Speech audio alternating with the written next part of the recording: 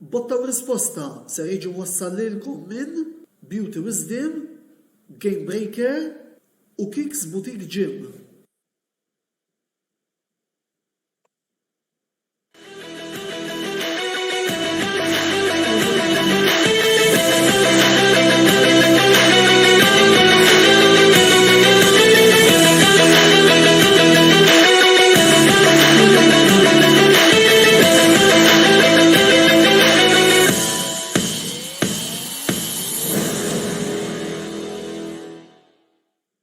Għuna bela jselbilkom u jatikom merħba 29 episodju mis-sensiela Botta u Risposta, l-program ta' kull nar ta' 5 filgħaxija tal-Kamra Sportiva jerġa' jirritorna għalkemm illum ġa nista' niskuża ruħi jekk forsi m'iniex qed nistema' soundbite bħas-soltu, sfortunatament l-influenza qed titħabbat lil bib ma nistax nagħmlu mod ieħor nippruvaw nagħmlu l-programm bl-aħjar mod li nistgħu.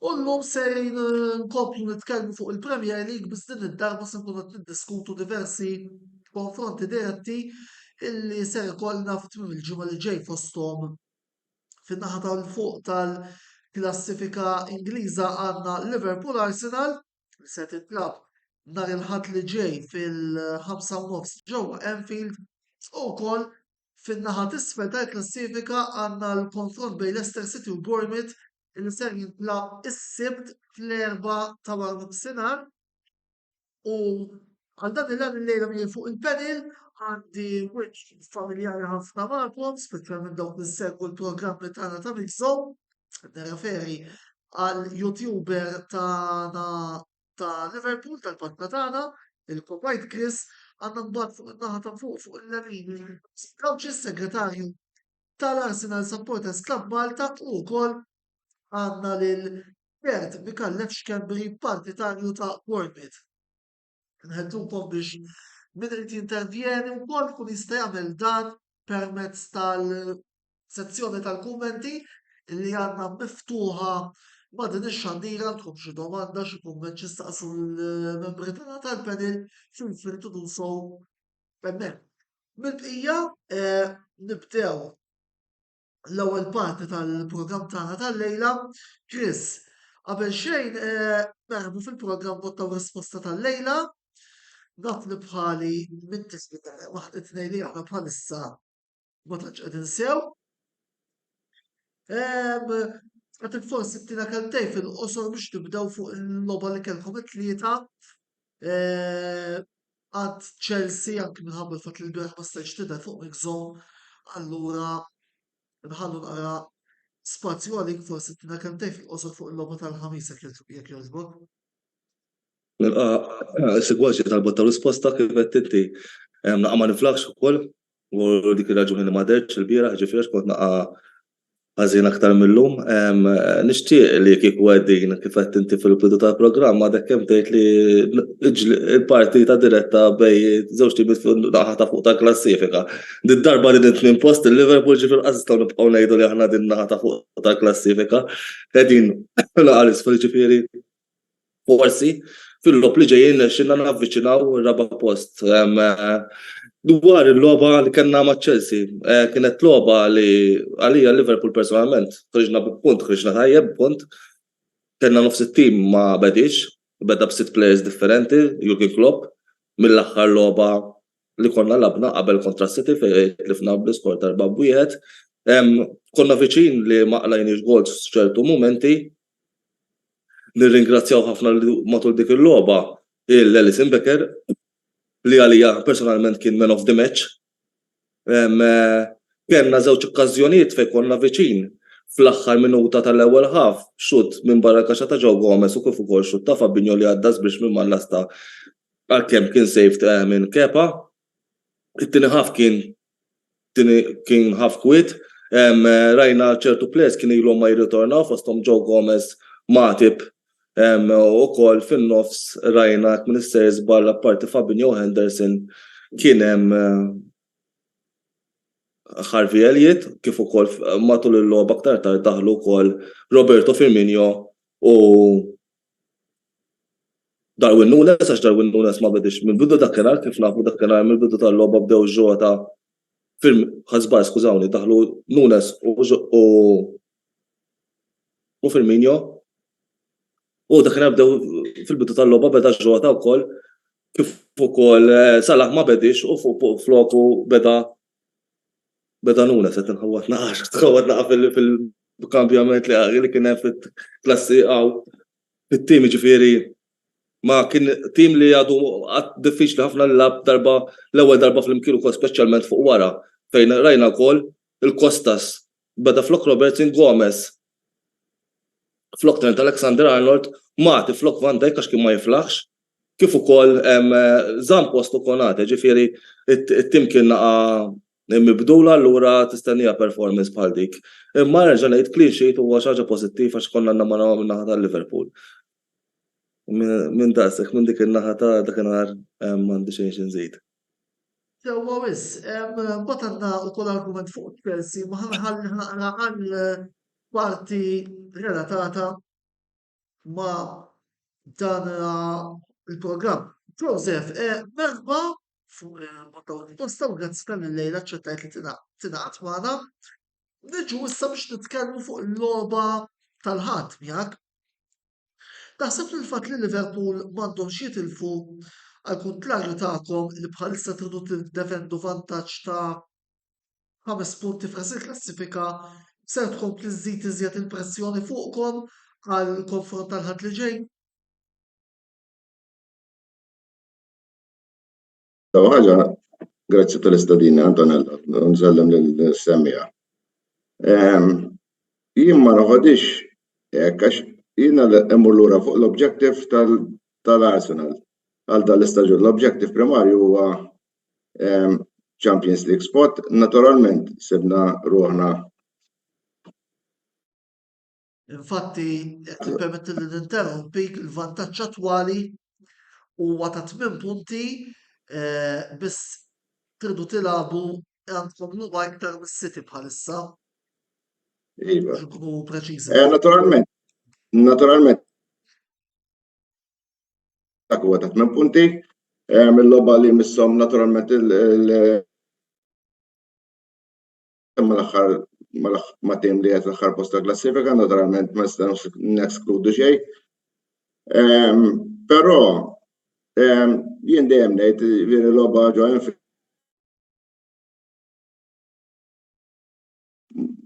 ma nistax neskludi li r-riżultat ma jkunx pożittiv, imma naturalment inna ma nirbħu hemmhekk 11 sena u nofs minn Settembru tal-2012. Logħba diffiċli ma ngħidx li l-Arsenal ma jistgħux ifallu. Il-Liverpool naturalment qegħdin 29 punt taħtna, they're seeking at least naħseb jien an Europa League spot.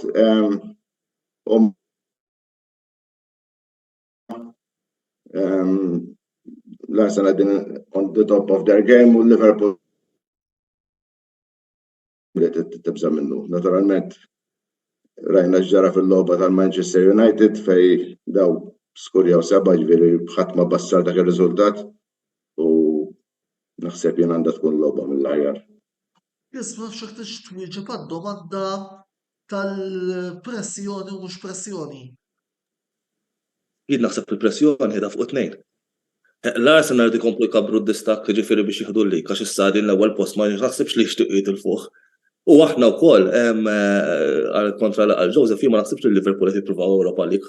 Naħseb li ħajpruvaw jagħmlu minn kollox biex jiġu għar-raba' post li hija ferm diffiċli kif qal Jurgen Klopp, għal però 10 logħbiet 10 finals fejn irid 10 rebħiet.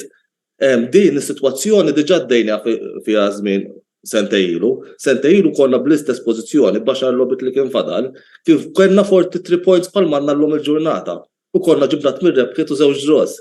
Ġifieri issa jiddependi l-ak ukoll, ifallux ta' fuqna, ġifieri li hija diffiċli għax ta' fuqna kollha sejrin tajb. United mhux sejrin ħażin. Newcastle mhux sejrin ħażin. Tottenham issa jbidlu l-coach, ġifieri ħajkun hemm xi naqa' kambjament żgur għal dak pożittiv ngħidlu.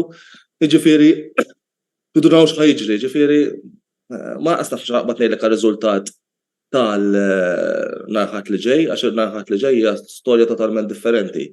kieku staġuni ta' qabel ngħidlek għandna ċans kbir nerbħu l-Arsenal għax mal-Arsenal dejjem kellna rekord tajjeb ta' 4 goals 5 goals minn fuqhom kif dejjem ġara fis-seasons tal-passat, però darba da bil-kontra l-istorja.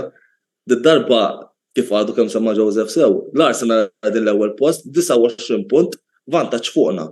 Li hija ħaġa li ma jagħmluha, ġifieri dik ukoll hija favorihom li tihom kuraġġ anke l-performances li kellhom fil-aħħar logħbiet tagħhom ittihom kuraġġ biex ikomplu iżidu t-tistak biex jibqgħu iżommu l-ewwel post. Plus hekk l-Arsenal u korreġini Joseph kif sejjer daka, żbaljat, qegħdin moħħhom fil-Premier League biss huma ffukat għax hekk minister żball minn kull tazza lajtu bħalna ġifieri issa l-iskop tagħkom huwa li tibqgħu l-Premier League naqblu. Eżatt, aħna l-objective huwa issa ġie l-Premier League. L-obiet fil-Premier League biss, ġifieri whereas pereżempju l-City fadlilhom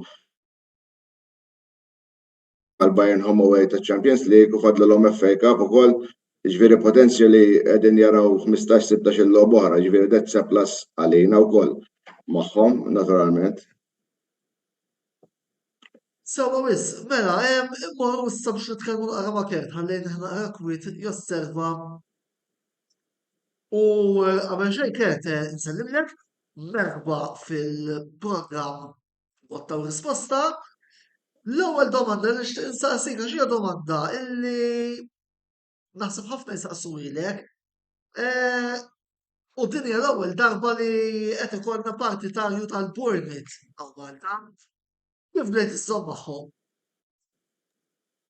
Mela, l-ewwel ħaġa nsellem il-spettaturi u grazzi tal-istedina fuq il-programm. Naħseb uffiċjalment li l-ewwel darba li supporter tal-Bournemouth qed jidher fuq il-programm Malti, ġifieri dejjem huwa passi quddiem. Mela, naħseb irridu mmorru 2008, naħseb 2008, ħansellem minna ma nafx hekk jarani, imma kellimtu għax għad ħansemmiħ u għad irrid nibatlu. Ħabib tiegħi kbir ħafna, Nigel Urbani, li dak iż-żmien konna fissati fuq il-football manager, u football manager mhux li tilab bil-timiet tajbin, imma li ssib l-iktar tim diffiċli possibbli. 2009, minn s-sejba 2009 kienet il-logħba. Bournemouth League 2 minus 17 points. Minus 17 huwa titlu ta' dokumentarju sabiħ ħafna ta' sija u nofs fuq YouTube.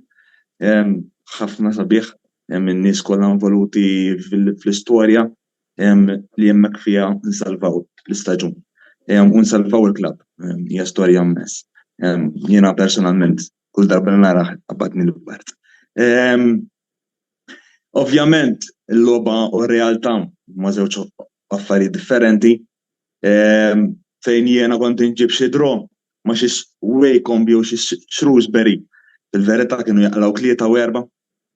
Imma żewġ logħbiet mitmiem, il-famuża logħba kontra Grimsby, fejn Steve Fletcher, leġenda over 200 goals mal-klabb, jiskurija dak il-goal home li salvana u jsalva l-klabb mill-estensjoni. Ġifieri, ovvjament dak iż-żmien kont meraħħom fuq live blogs, kultant kienu jġibu l-logħba fuq il-website tal-klabb, fuq ir-radio bil-BBC, ġifieri that's AFC Bournemouth għalija komunità kemm darba mort narhom ma speċjali home anke away. Ġifieri tintaqa' ma' supporters, tintaqa' ma' ċertu nies li jaħdmu fil-klabb, sirħbieb magħhom, tintaqa' ma' CEO, ġifieri hija xi ħaġa hija emozzjoni mhux biss tintaqa' mal-coach jew mal-players, hija xi ħaġa li huma parti integrali fl-istorja tal-klabb u li jilqgħu qasli kieku huwa inti l-ikbar ħabib l-ikbar parti mill-familja, ġifieri hija komunità żgħira, posta around 170,000 supporters tal-klabb, 20-30,000 m'hemmx iktar. Ground żgħir, ġifieri kulħadd jaf li ground żgħir. Naħseb jiena nħoss personalment li biżżejjed. Mhux biżżejjed għall-Premier League imma nies li jmorru huma biżżejjed għalax imorru bil-qalb, imorru u jien l-esperjenzi li għaddiet jien hemmhekk anke tkun qiegħed fil-bart fil-kesħa fix-xitwa milli joffrulek tazza kafè, joffrulek il-ċokkolata, joffrulek il-ħelu. Huma nies li ma naħsibx diffiċli ħafna biex issibhom. U Malta parti inti taf xi ħadd ieħor li jżomm ma' ċeris? Ma ċerix oħti. Taf inti, il-missier dejjem imexxi t-tifel f'għajnejh. Jiena hemmhekk hemm differenza ta' xi snin ġifieri bdejt inżomm magħhom jien ma naħsibx li ma tantx hija faċli żomm magħhom ħanejdu hekk. Għax ġalun inkanta naqra l-Allelujja. Ma speċjali fil-Premier League. Dawa wis, niġu sal-attwalità, anke intom f'nofs il-ġimgħa kelkom logħba li darba tiftu f'darkom kontra Brighton and Hove Albion. Kif forsi nisma' tiegħek fuq din il-logħba. Nistgħu nabżu? Le. Sfortunatament ir-realtà hi illi tattikament maħniex l-aħjar tim fil-lig. Naħseb ir-riżultati li nġibu aħna huma bbażati fuq il-qalb li qegħdin jagħtu l-plejers fil-pitch. Apparti il-qalb tista' tgħid li forsi kultant qed ikun hemm dak il-mument ta' individwaliżmu minn ċertu plejer, kultant minn xi defensur, kultant minn xi midfielder, kultant minn xi attakkant li jivvinta dak il-gowl li forsi jpoġġina f'sitwazzjoni naqra aħjar maqbija. Sfortunatament għandna coaching staff ma rridx nwaħħal fihom tagħma, għandna coaching staff nuqqas kbira ta' esperjenza, ħafna minnhom ex-players tagħna li sfortunatament ma tantx jistgħu jgħinu fis-sitwazzjoni li qegħdin għalax l-esperjenza m'għandhomx. Il-coach tagħna ex-reserve coach tal-Liverpool, ġifieri tista' tissaponi x'livell ta' esperjenza jista' jkollu. Ovvjament kien plejer minn plejer għal coach hemm qabża kbira. Ifhem meta għandna De Zerbi coach li anke tissemma ma' Chelsea apparti li ħadu l-Lampard. Coach li ġie mis Sassuolo ma' Dinamo, Dinamo le, l-Ukrajna, milli Shakhtar Donetsk. Illi ma' tlieta li huma ħadem bis-sens mill-sistema ta' Potter, mill-players eskalhom, ma' speċjali bil-build-up play tiegħu meta aħna tattikament ma tippretendix illi ħatamel il-mirakli. Sfortunatament ċertu nuqqasijiet fuq wara, ċertu żbalji ħejġu l-gows. Meta tħalli l-Shane Ferguson minn 27 waħdu, ovvjament ħajbikik. Ovvjament minħab xejn meta tagħmel 5 azzjonijiet biss f'logħba sħiħa ma tippretendix għad tiskurja 5 li huma. Minn 5 forsi 2 fil-lasta, minn 2 fil-lasta, 3 fil-lasta, minn tista' tippretendi ħadd tiskurjhom 3 li huma. Jaf tiġik dik il-logħba l-kulazzjoni tiskurja waħda xahar. So, mhux better luck next time nippretendi li kontra l-Leicester nippruvaw iktar għala għax huma tim li qegħdin fis-sitwazzjoni tagħna ġifieri. U l-lest fuq dik il-logħba se nitkellmu fit-tieni parti tal-programm. Grazzi Kert, ibqa' magħna il għaliex għalissa għandna l-ewwel waqfa żgħira ta' riklami u mbagħad se nitellgħu l-kompetizzjoni abbinata ma' Kicks Boutique Gym għaldaqstant id-dibattitu jkompli wara dan.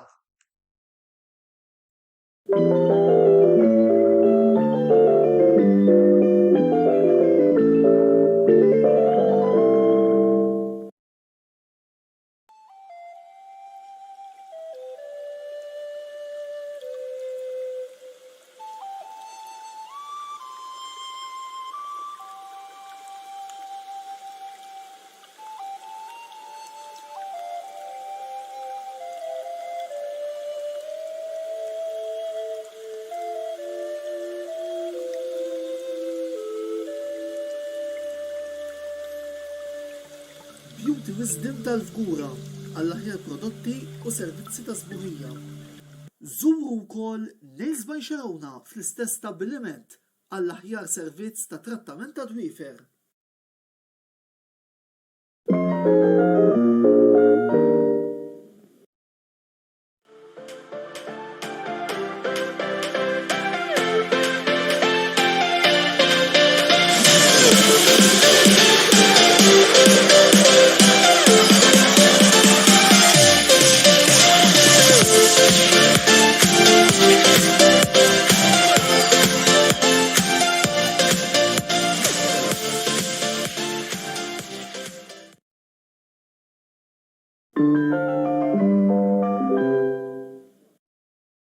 Offerti speċjali mingħand Game Breaker.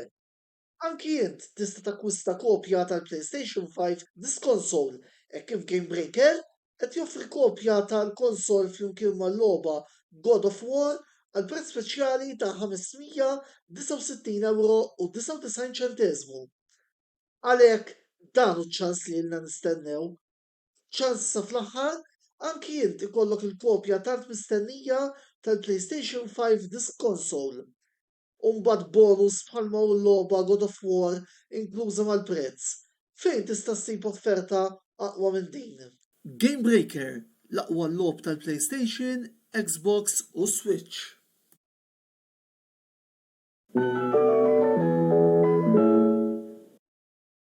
Ilab u irbaħ flimkien mal-kamra sportiva u Kicks Boutique Gym. Kull ma trid tagħmel huwa li tafas like fuq ix-xandira botta u risposta li qed taraw bħalissa u tafas follow fuq il-paġna ta' Kicks Boutique Gym. Jekk tagħmlu dan, intom titlu biċ-ċans li tirbħu sħubija ta' xahar ma' Kicks Boutique Gym li jinsab ġewwa Denny's Shopping Mall fil-Ħamrun. Bir-rebbieħ eventwali jitħabbar fl-ewwel programm tax-xahar ta' wara tas-sensiela botta u risposta. Kicks Boutique Gym, il-post ideali għalik biex issir iżjed b'saħħtek u tħossok iżjed aħjar.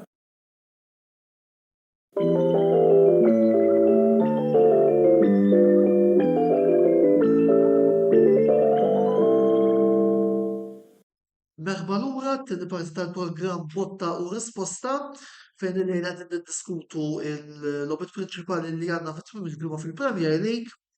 Qabel xejn ukoll nfakkarkom li bħalissa għaddejjin xi logħbiet bil-Premier League Darts. Illum l-10 lejn ġewwa Birmingham fejn għandna lil Michael van Gerwen li rebaħ 6-2 kontra Chris Dobie dawn huma l-kwarti tal-finali u Johnny Clayton li rebaħ il-Nathan Espinel 6-4. Bħalissa għaddejja l-logħba bejn Dimitri Vandenberg u Gerwin Price. Vandenberg appuntu l-ġib id-draw bl-iskor ta' 3-3. Nidru issa għal tal-kompetizzjoni Kicks Boutique Gym, il-kompetizzjoni illi kull xahar il-Gym Kicks Boutique illi jinsab ġewwa il-Denny's Shopping Mall il-Ħamrun jitina premju ta' voucher xejn illi ukoll sejrin intellaw issa permezz ta' rota li ser nujkom għandna 20 persuna illi ukoll ser qiegħda f'din ir-rota ser intellaw żewġ ismijiet bħas-soltu l-ewwel intellaw l-isem tar-rebbieħ u mbagħad f'każ li r-rebbieħ ma jkunx jista' jieħu l-premju ser intellaw runner-up biex mbagħad ikun jista' ukoll jieħu l-premju u fakrukom illi dawn huma n-nies illi jew għamlu like jew ikkummentaw fil-programmi kollha ta' botta u risposta illi kellna fix-xahar ta' Marzu. Għaldaqstant inħeġġukom biex jew tikkummentaw jew tagħmlu xi like biex titlu eligibbli minn issa l-kompetizzjoni ħantellaw fl-ewwel programm ta' Mejju. Naraw naqa' dawn ir-rota naraw naqa' min se jirbaħ il-premju din id-darba and the winner is Carmel Vella. Mela, Carmel Vella huwa ir-rebbieħ tal-xahar voucher offrut lilna minn Kicks Boutique Gym. Issa però se ntellaw isem ieħor li huwa dak ta' runner up f'każ illi Carmel Vella għal xi raġuni ma jkunx jista' jieħu l-voucher. Volli naraw naqa' ir-rota minn se tittellanna bħal runner up.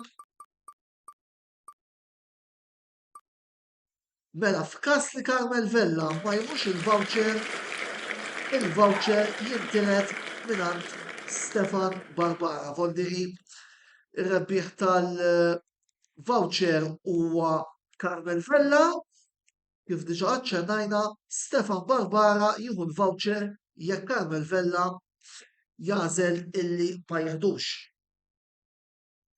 U issa biex inkomplu id-dibattitu mal-mistednin tagħna u nibdew nitkellmu fuq il-logħba Liverpool Arsenal fejn personalment qed nara li l-isfida ewlenija ta' dal-konfront ser tkun bejn Mohamed Salah għat-tim ta' Jurgen Klopp u Bukayo Saka għat-tim ta' Mikel Arteta.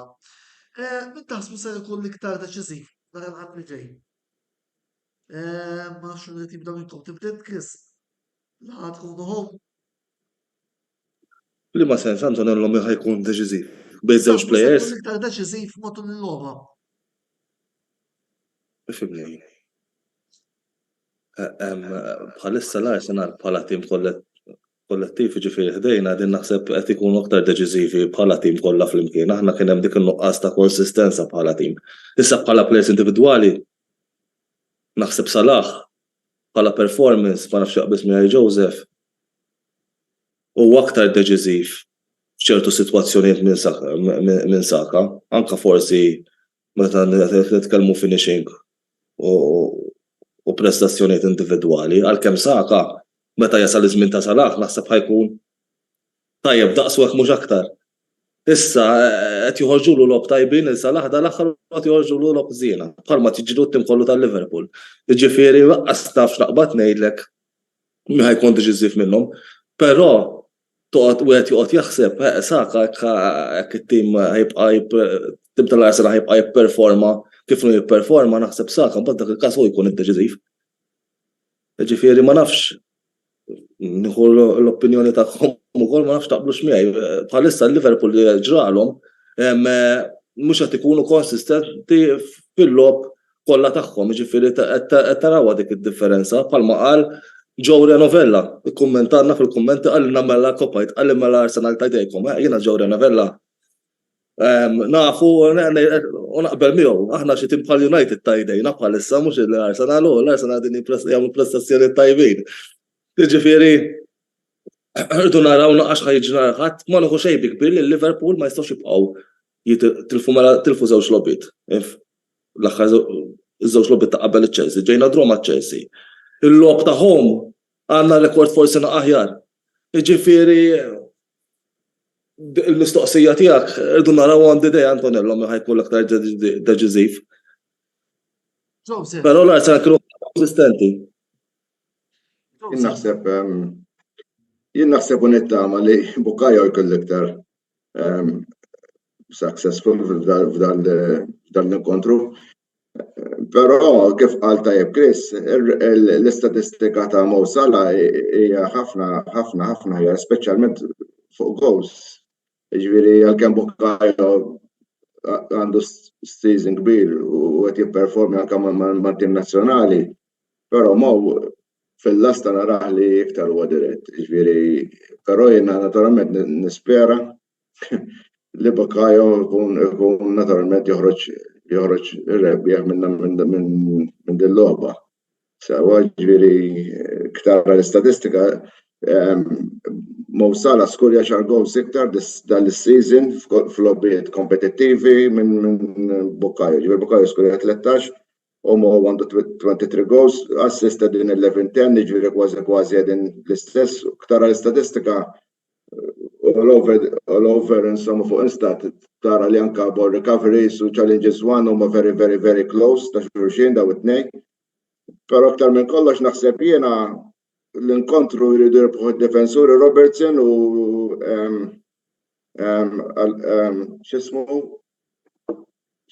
x'ismu Madonna Zinchenko. il-fullback tagħna Zinchenko. Zinchenko naturalment għax naturalment daw huma l-mark daw mofżaħ jkunu l-markers ta' daw ġiex players li huma naturalment ħajkollhom naħseb bearing kbira fuq il-logħba.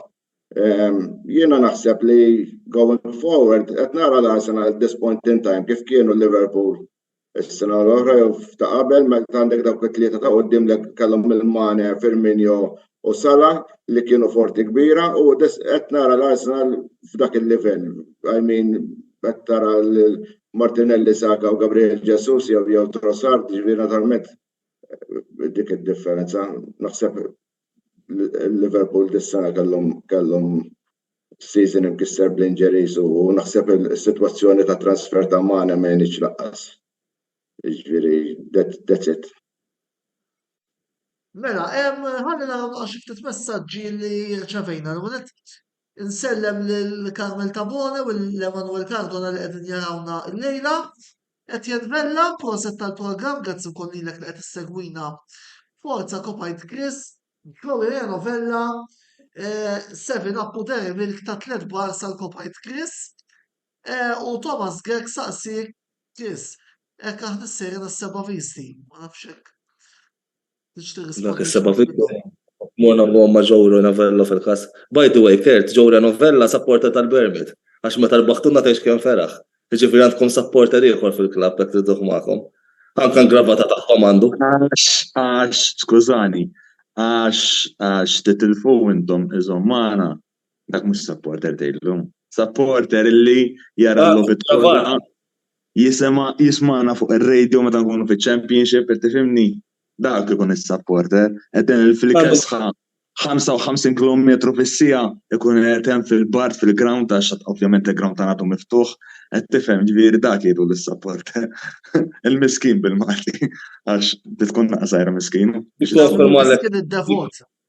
Jikkonfermalek Thomas Grek, Joey Novella kan gravata tal-Bermit għandu, ġifieri. Ta' min jintaqa' miegħu mela.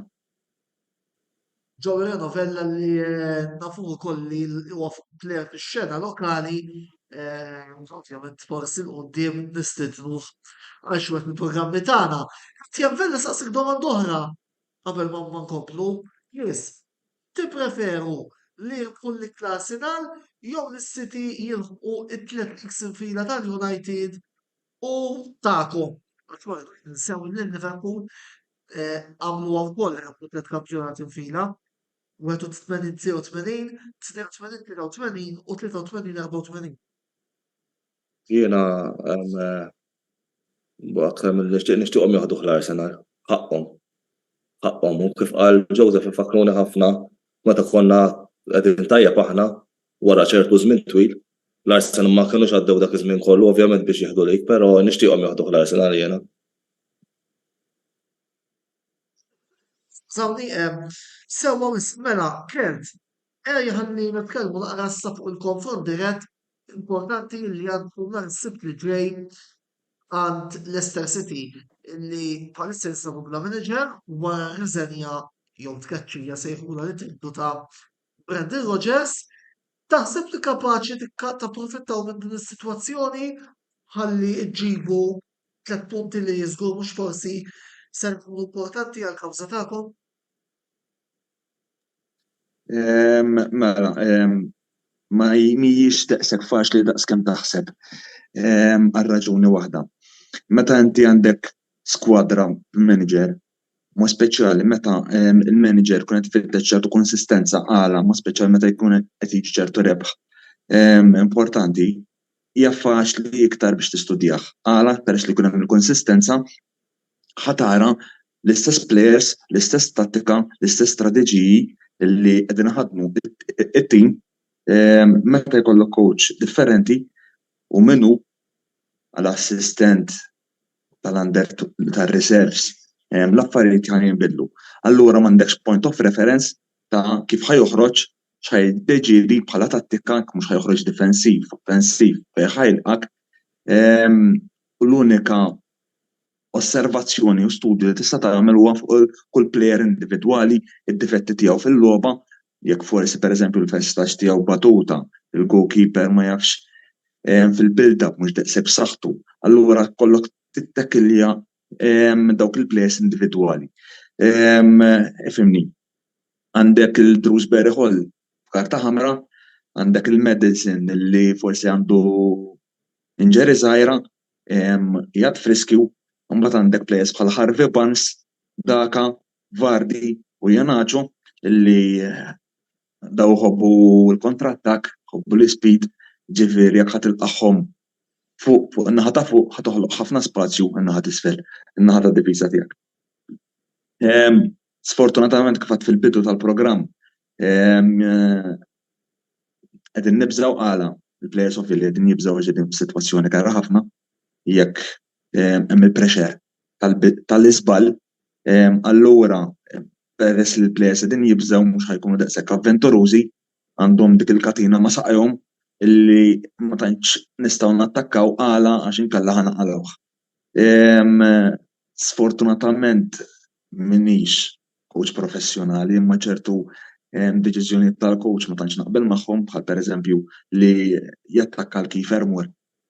Meta Kiefer Moore jista' jagħti xi ħaġa lil players u t-teammates tiegħu ma jagħtux li huwa target man. Qed jibqa' jpoġġi lil Semenyo fuq il-bankina li nħoss li Semenyo bħala player huwa simili ħafna tal-plejers li għandna diġà fil-pitch.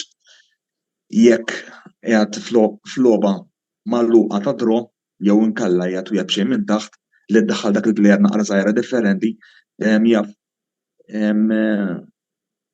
iddawwar il-logħba iktar lejn in-naħa tiegħek. Imma sfortunatament jekk ma nibżgħux, jekk ma noħorġux niddefendu kif nagħmlu s-soltu mal-ewwel fuq wara u nġibuhom fuqna.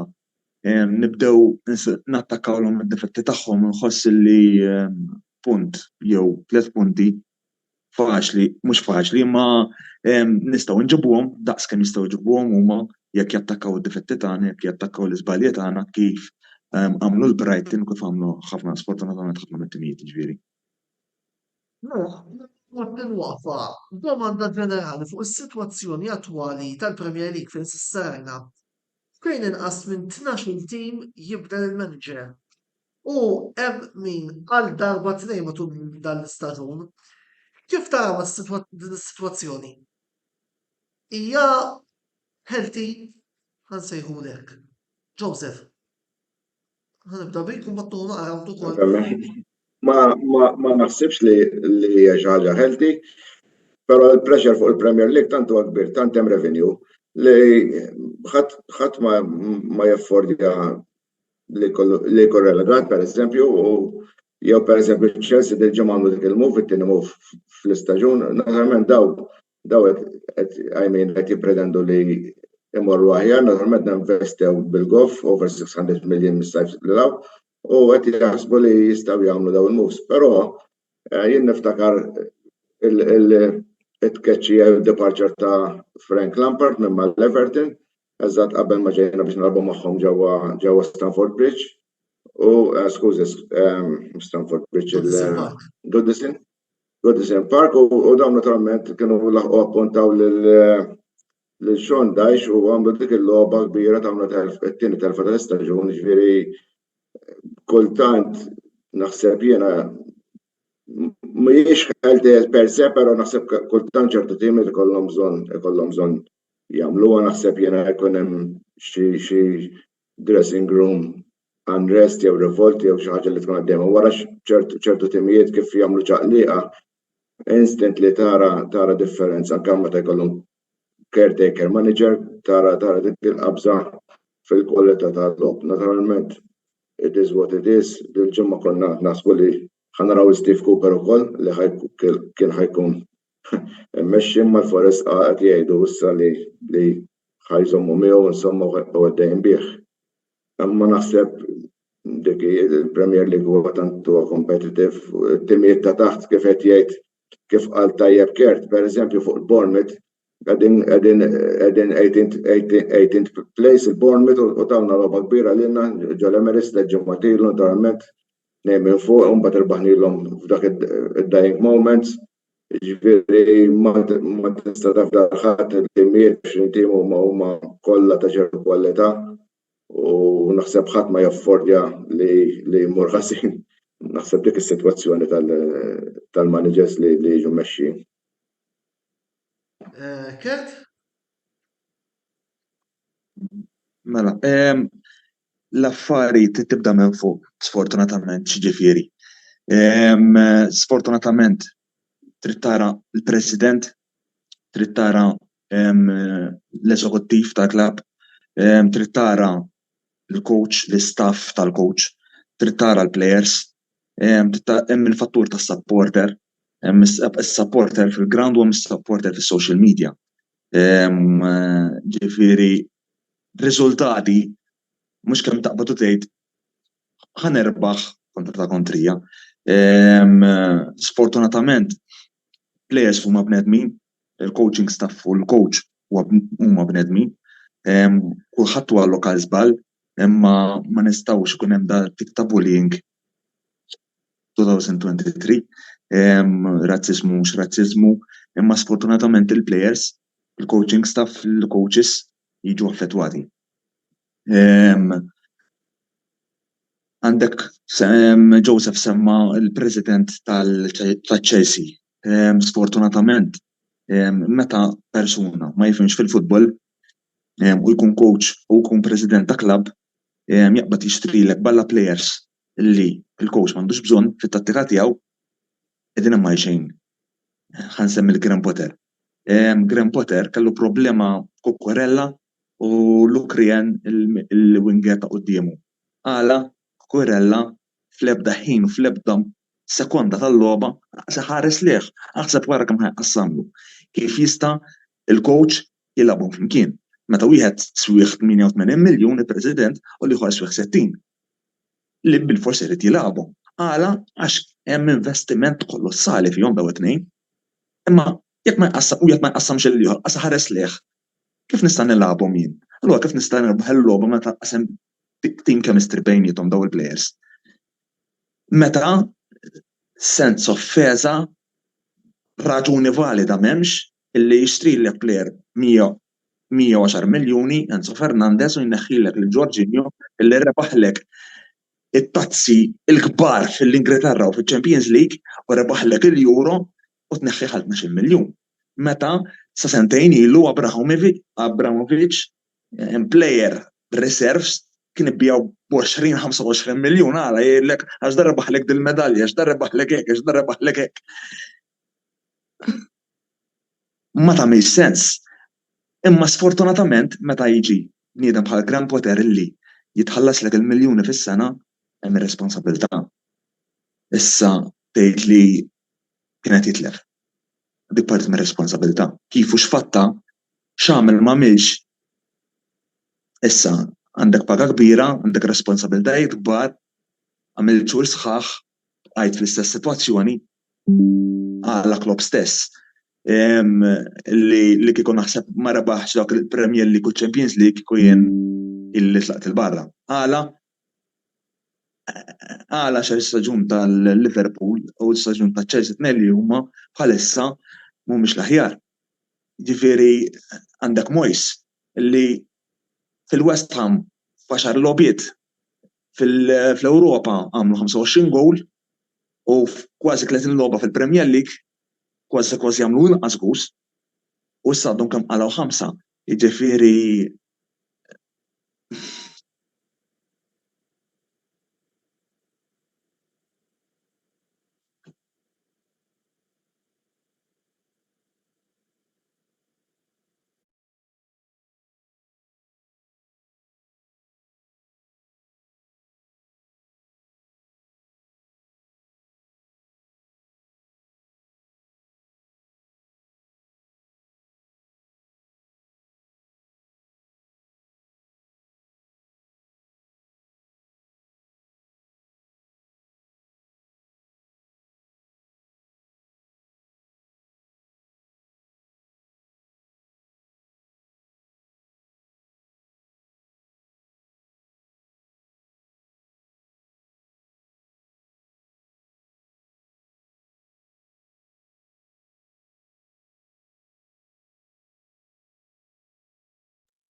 The laughing stock of English football.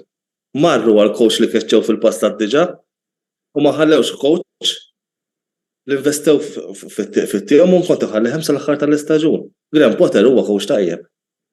Xi ġifieri taqbad u tkeċċi farsa l-Ingliż. Kieku Jurgen Klopp kien jgħid maċ-Chelsea dak iż-żmien u fl-ewwel 3 snin ma jieħu xejn kienu jtajrulu rasu barra. Kieku l-Arsenal għamlu bħalma ħafna mis-supporters kienu jagħmlu fuq Arteta out meta ma reduħx. Kieku llum il-ġurnata mhux qed l-ewwel l-Arsenal kieku ma tawx ċans l-Arteta. L-Ingilterra ma jagħtux chances, anke f'daqqa waħda t-Tottenham qabdu laqqas kemm ilu staġun magħhom Conte keċċew il-Conte. Jiġifieri Conte kont ħażin.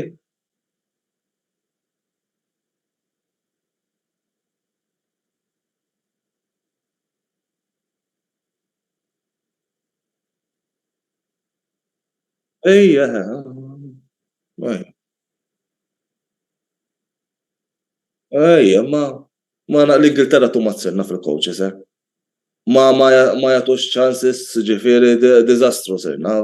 Anka di ta' Chelsea għalija li marru għal Lampard kont nibqa' bl-interim manager li kellhom u li lab kontrina jew kont nibqa' b'Graham Potter mal-ewwel. Mela nkeċċih, inti ħsal l-aħħar tal-istaġuna. B'Lampard x'ħajamlu? Lampard diġà keċċewh, diġà vera kien taħt amministrazzjoni differenti, imma ma rawx tajjeb bħala coach. Issa rridu nagħmlu x'ħajamel Lampard jiena lija kieku naħseb immorru jew jiena jew inti. Jew ħadd ieħor għandna biex nilagħbu maċ-Chelsea. Players għandhom players kullimkien. Alright, kif għal-players? Għandhom il-Champions League, avanzaw fil-Champions League. Ġifieri issa għandhom players biex jituhom logħba tajba koll ir-Real Madrid, ġifieri dik mhux skuża li m'għandhomx players. Fimt? Imma bad kif qal Kert qal ukoll li kien hemm ċertu players tant investew fihom rridu jilagħbuhom. Issa Mudrik rridu naraw x'ħajġri minnu, għadu kemm ġie minn ġik li krussu totalment differenti mill-Premier League sakemm jadatta. Da bħalma rridu jadattaw ċertu players oħra bħal Darwin Núñez.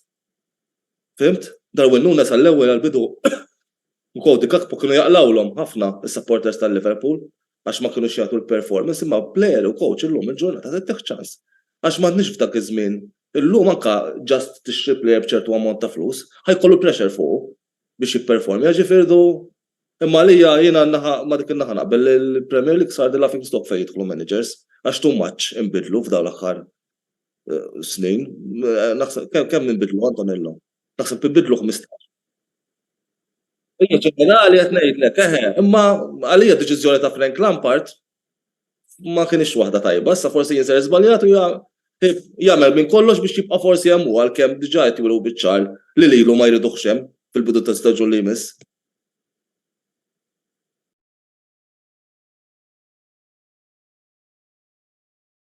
U xi ħaġa ikun, ġifieri ħajġri. Żgur mhux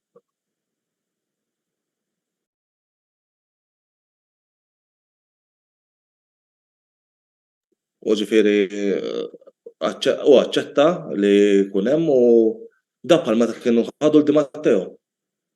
Kien spiċċalhom l-istaġun kien spiċċa bħala interim manager minn għalija kisser żball u kien rebaħ iċ-Champions League. U ma tkunu żammew hemm. Kienu żammew l-istaġun ta' wara jgħidir li Chris. Di Matteo kienu rebaħ Champions League u mbagħad kienu żammew l-istaġun ta' wara mbagħad żbaljat jiena. Ejwa, kienu żammew. Ma mistaġun sħiħ imma. Kif qed ngħid naħseb Chelsea ma kienx deċiżjoni għalija għaliex kien hemm influss kbir ta' players f'Jannar biss ħadu xi 8 players Mudrik u dal-players kollha daħlu fuqna u għamlu dal-balboljati u naturalment naħseb kieku tkun manager hemmhekk tkun issiba diffiċli wkoll għax kif qal Kert ukoll hemm xi players bħal Cucurella u ġati li qegħdin in disrespute u manka l-fatt li għandha dik il-kwalità kbira ta' players kif ħad iffitjhom. Din mhux ħadd tgħin fl-adaptation. Inti beda jkollok dal-players tġibillhom in-normalità tihom il-game time l-adaptation hekk tiġibha ma tġibix billi tbdem tħall tieħten minn iskultant jew 5 minutes jew tibdieħ u taqra fil-half time. Jiġifieri ma tgħinx dik is-sitwazzjoni. naħseb dik is-sitwazzjoni hija wis komplessa, il-Premier League sar wis magna maġla wis. Rridu l-affarijiet malajr, rridu r-riżultati malajr. U kif qal Chris, naħseb dak kien determinanti fil-każ tagħna, Arteta naturalment kien hemm moviment qawwi biex ineħħuh at one point u il-fan base kultant saret restless, rridu r-riżultati, naturalment fil-każ tagħna iktar u iktar għax jenna 19 years nistennew lik, naturalment l-investiment tal-istadium tefana l-baħar, ma naturalment il-fan base ma tenx. U kif qal Kert ukoll, il-pressure tibda ġej minn kullum kien u nispiċċaw f'da s-sitwazzjoni which is a sorry state naħseb jiena għax tara nies kapaċissimi li jitilfu il-pożizzjoni tagħhom, dawn naturalment ikollhom payouts biex imexxuhom fenomenali. Qed nisma' li x'ismu il-Graham Potter ħassu xi 21 million buyout clause lil Brighton u llum issa waslu biex jidħu 60 million payout. Jiġifieri dan this isn't in a matter of 8 months, jiġifieri daw affarijiet tal-inġinier li entru li naħseb. Daw qabel xejn niskuża ftit ruħi jekk forsi kien l-interventi minn tiegħi li ma bdewx jinstemaw problemi żgħar tal-life illi wkoll nistgħu nirranġaw quddiem kien jafu wkoll kien hemm xi problemi ta' konnessjoni. Niskużaw ruħna daqstant ta' daw l-intoppi. Mela, ħawmorru għall-aħħar waqfa ta' reklami, għavana għaliex id-dibattitu wkoll ser ikompli wara dawn.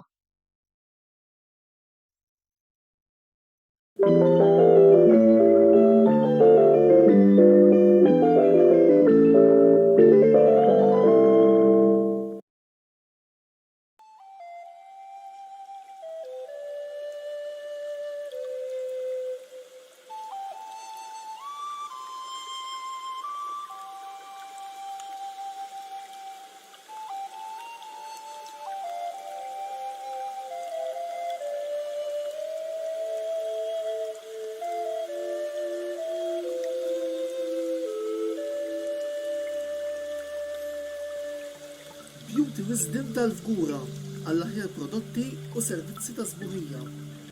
Żuru wkoll Nails by Xarawna fl-istess stabbiliment għall-aħjar servizz ta' trattament ta' dwiefer.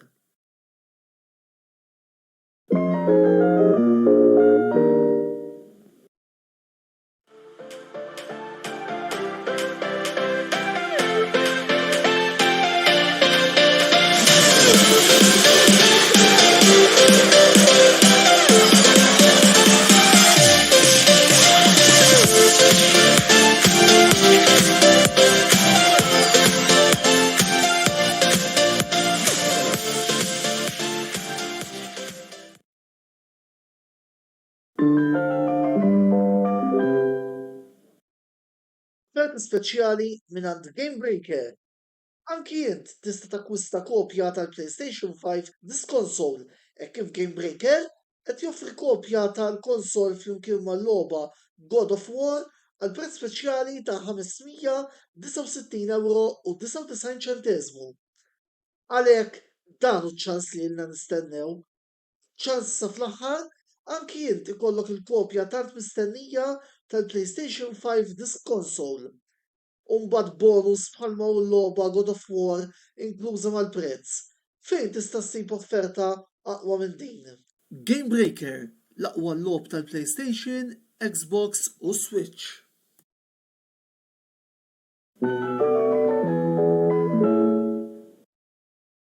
Ilab u irbaħ flimkien mal-kamra sportiva u Kicks Boutique Gym. Kull ma trid tagħmel huwa li tafas like fuq ix-xandira botta u risposta li qed taraw bħalissa u tafas follow fuq il-paġna ta' Kicks Boutique Gym. Jekk tagħmlu dan, intom titlu biċ-ċans li tirbħu sħubija ta' xahar ma' Kicks Boutique Gym li jinsab ġewwa Denny's Shopping Mall fil-Ħamrun. Bir-rebbieħ eventwali jitħabbar fl-ewwel programm tax-xahar ta' wara tas-sensiela botta u risposta. Kicks Boutique Gym, il-post ideali għalik biex issir iżjed b'saħħtek u tħossok iżjed aħjar.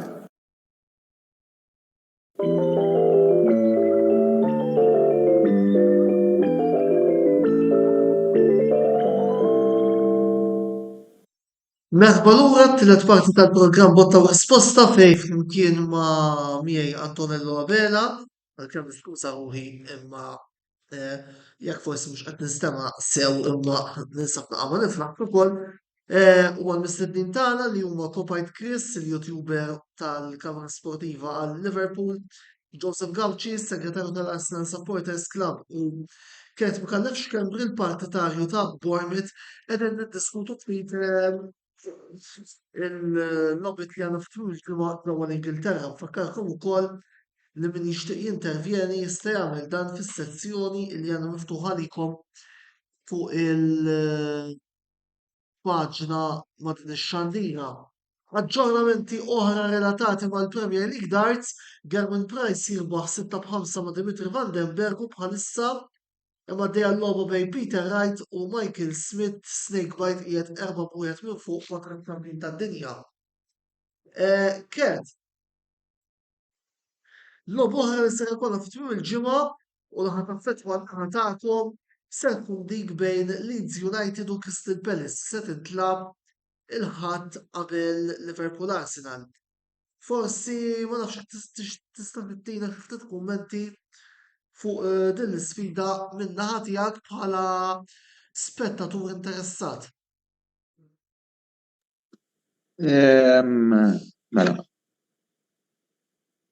Mela, l-affarijiet hekk. Biex nkun spettatur interessat, jien irid nirbaħ. Jekk ma nirbaħx jien, il-logħba ma tinteressanix.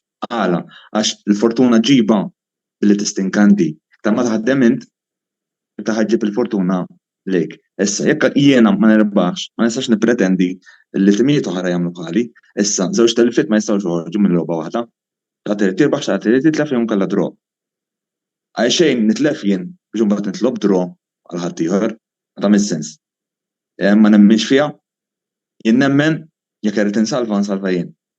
Leeds għandhom il-kors tagħhom, Crystal Palace għandhom il-staġun tagħhom, li huma ħejpruvaw jirbħu, li huma bidlu l-coach bħal Leicester, ġifieri kif aħna problema kif ħanistudjaw il-Leicester l-istess il-Leeds u Crystal Palace ġejjin li huma minn rebħiet importanti, ġifieri issa għandhom dak il-cushion ta' 3-4 punti ma tantx huma ħafna ma jagħtu leeway biex il-plejers tagħhom kun naqra iktar ambizzjużi ma jkollhomx dawk il-tajjem ma saqajhom, allura jistgħu jesprimu iktar ruħhom, ma speċjali meta jkunu qegħdin fuq azzjoni offensiva. Il-coach ħajkun iktar moħħhom mistrieħ daw il-plejers offensivi li jkollhom għala għax ħajkunu iktar relassati, id-difensuri ma jkunux daqshekk għandha pressure fuq dak li żball. Fimni li huma għandhom żewġ timijiet b'nuqqas ta' injuries, jiġifieri prattikament iż-żewġ timijiet huma full team li huma għandhom players importanti li kienu effettivi tul dan l-istaġun. So bħala l-logħba ma naħsibx ħadd tkun daqshekk logħba, nħoss il-logħba tagħna ħadd tkun naqra iktar logħba tedjanti għala, xitni li huma probabbli ħajjoħorġu mbeżżajn għala x'jekk nisbalja ħanaqalgħu. So nħoss li Leeds u Crystal Palace mhux ħadd tkun daqshekk logħba beżana miż-żewġ timijiet, anzi naħseb iktar ħadd tkun logħba fejn nista' nattakka d-difetti ta' ħadd ieħor għala biex nakkusta dak il-vantaġġ biex minn 30 punt Crystal għandhom 30 punt, il-Leeds naħseb xi punt inqas minn żball jew 2. Leeds 29. Punt inqas.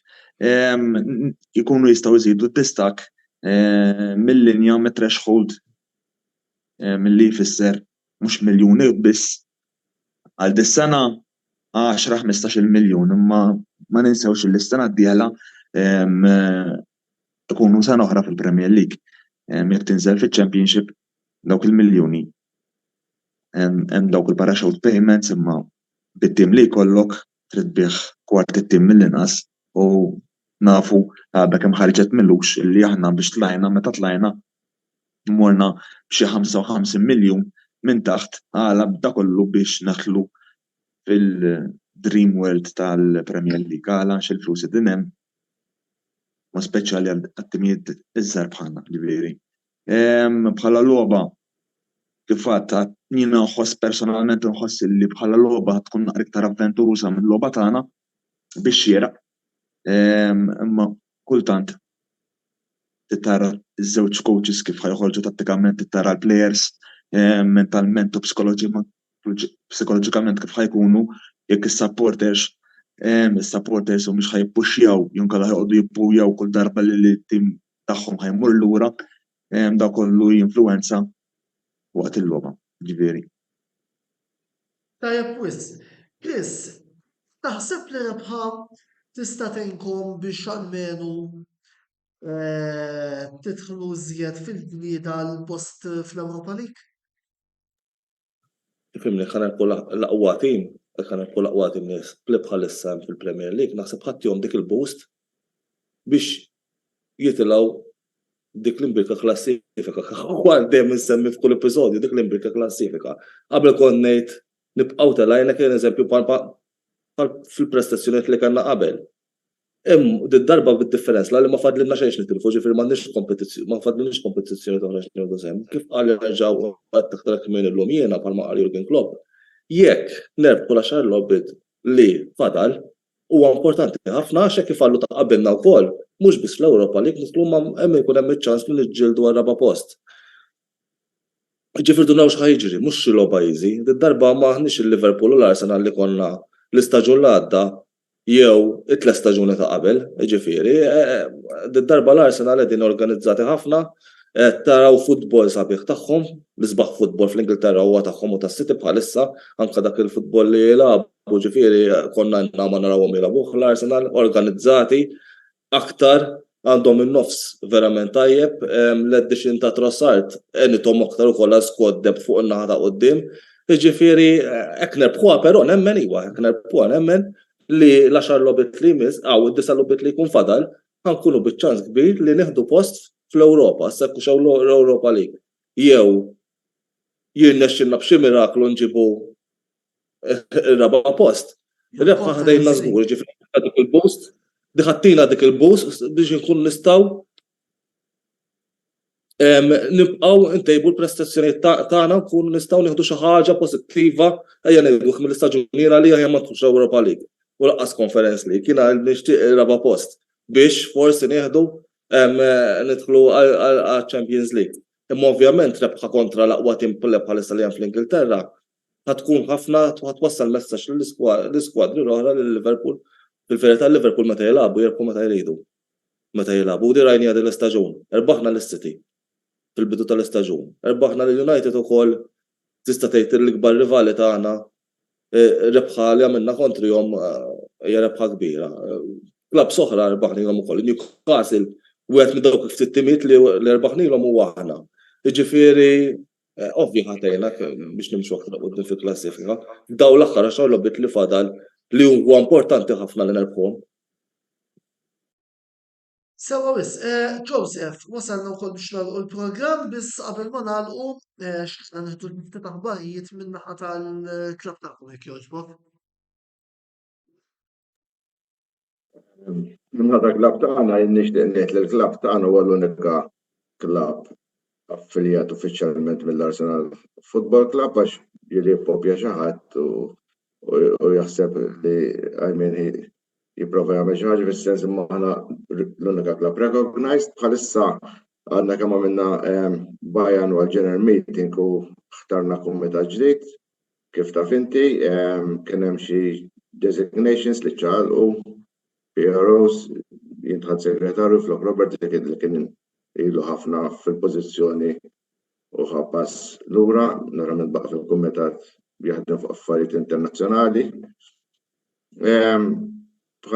Din paid up members bħalissa ċirka 250 membru, which is very good. Konna jenna ma nkunu daqsxejn hekk, naturalment il-pożizzjoni tat-tim ġiblek iktar nies li jiklab, iktar konkurrenza u iktar attività naturalment lej il-Clubhouse.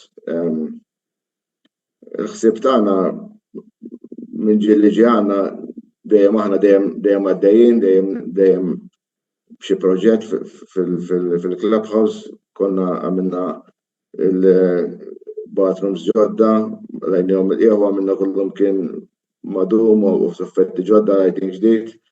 Għas-sajf li ġej għandna proġettat il-revamp tal-bar area ġifieri qed nagħmlu fuqha bħalissa fuq disinji, naturalment issa bdejna naturalment nixtru l-materjali u nominaw in-nies li ħajtuna s-servizzi.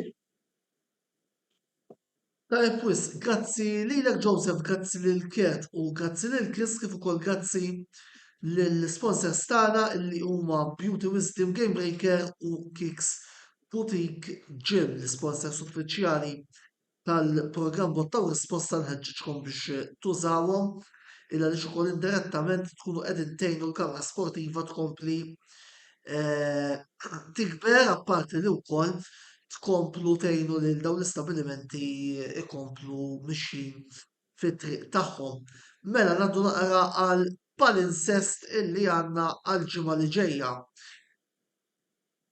Mela, nispera li nkun naqra aħjar biex għada wara l-logħba Salernitana Inter noħroġ live għal post-match reaction biss jekk ma nidħolx għada ħanidħol żgur is-sibt il-logħba Salernitana Inter li ħatitlab għada fil-5 jew noħroġ wara l-logħba għada jekk inkun naqra aħjar jew inkella se noħroġ is-sibt wara nofsinhar, is-sibt wara nofsinhar fejn imbagħad il-ħin jitħabbar iżjed tard ukoll jidħol magħna Clayton Zammit iċ-ċomba f'xandira rekordjata għar-reazzjoni tal-logħba Milan Empoli mis-Serje Taljana nhar it-tnejn u mbagħad jirritorna il-programm Mix-Zone fejn fid-9 ikollna reazzjoni ta' 3 logħbiet. Manchester United Everton ma' Ġud Kawki, Juventus Lazio ma' Mark Schembri u appuntu Liverpool Arsenal ma' Kopajt Chris. It-tlieta filgħaxija u mbagħad fit-tmiem il-logħba Benfica Inter nidħlu live biex ngħaddu wkoll ir-reazzjonijiet tiegħi fuq dak kollu li nkunu rajna ġewwa Lisbona. Il-programm Botta u Risposta jirritorna il-ġimgħa d-dieħla biss il-ħin se jkun naqa' differenti. Mhux ħaniltaqgħu fid-9 imma ħaniltaqgħu fis-7:30. Raġuni hija li minħabba li mit-tazzi Ewropej kellna wkoll talba minn xi segwaċi anzi suġġerament ma' xi segwaċi illi speċi qalu l-nasma' hemm il-United u hemm il-Juventus baqgħu tilgħin u fil-każ forsi resqu ħin tal-programm biex anki min irid jara l-logħob ikun jista' jagħmel dan u bħala bord editorjali iddeċidejna li nippruvaw naċċettaw din is-suġġeriment importanti li s-suġġerimenti tagħkom tgħadduhomna biex naraw naqgħu wkoll fejn nistgħu ntejbu l-kontenut tagħna u għaldaqstant nhar il-match li ġej, anzi nhar il-ħamis li ġej, Botta u Risposta fis-7:30 u mhux fid-9 it-tema ħatkun is-serje nitkellmu ftit fuq l-andament tas-serje bħalissa.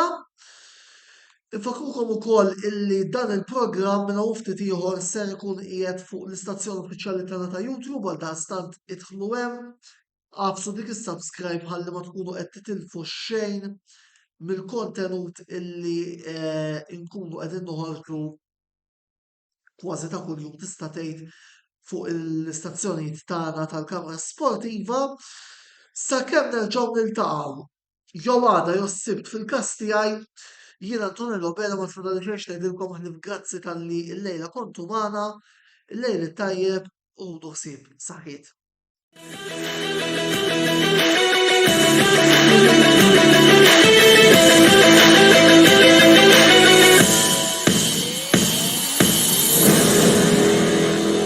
Botta u Risposta ġie mwassal lilkom minn Beauty Wisdom, Game Breaker u Kicks Boutique Gym.